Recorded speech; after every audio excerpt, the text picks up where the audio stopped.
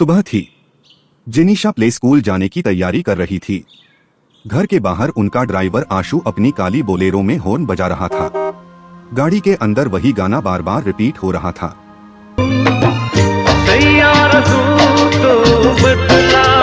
माँ ने जिनीशा को गाड़ी में बैठाया और कहा, ध्यान रखना आशु, बच्ची प्ले स्कूल पहुंच जाए। आशु ने हल्की सी मुस्कान दी। गाड़ी बढ़ चली। आशु स्टीयरिंग पर गुनगुना रहा था। गाने की आवाज इतनी तेज कि जिनीशा ने कान बंद कर लिए। उसने धीरे से कहा, आशु भैया, गाना बंद कर दो। आशु ने ब्रेक मारा। बोलेरो अचानक झटके से रुक गई। रियर व्यू मिरर में उसकी आंखें लाल चमकने लगी। वो धीरे धीरे बोला, बंद कर दूं? जिनीशा डरते डरते सिर हिलाई। आशु ने एक अजीब हंसी छोड़ी और गाना और तेज कर दिया। तो बदला नहीं है मौसम जरा सा। अचानक सड़क गायब हो गई। खिड़की से बाहर सिर्फ धुंध और अंधेरा था। गाड़ी के शीशे अपने आप लॉक हो गए। जिनीशा ने बाहर झांका। रास्ते के दोनों ओर पुरानी टूटी साइकिल, जलते हुए इलेक्ट्रिक पोल्स और खाली झूले हिल रहे थे। अचानक पीछे की सीट से सरसराहट हुई।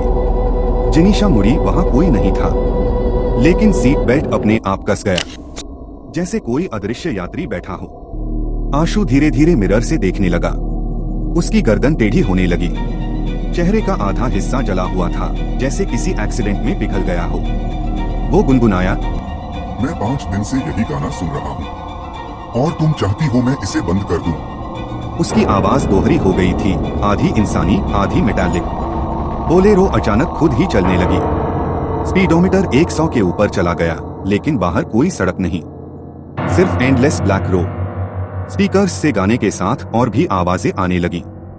बच्चों की रोने की, औरतों की चीखें, लोहे के घिसने की आवाज। जिनीशा चीखने लगी, मुझे प्ले स्कूल जाना है, मुझे घर जाना है।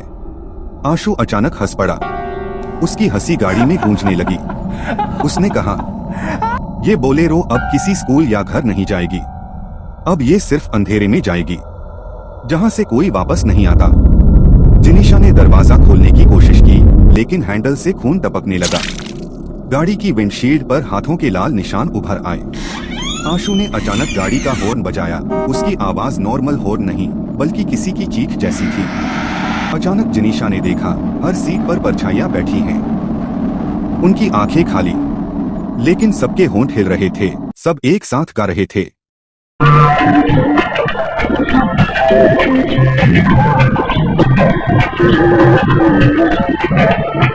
आशु पीछे मुड़ा। उसका पूरा चेहरा पिघल चुका था।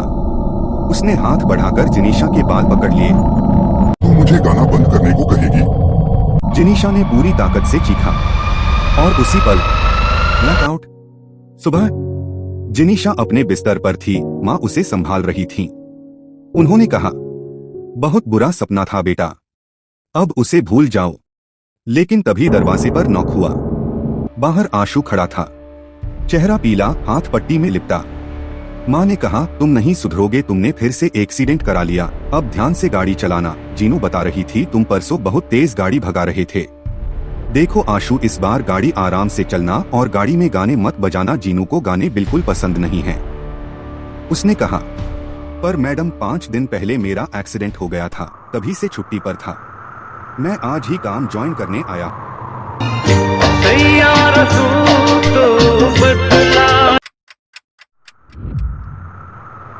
Subscribe and follow.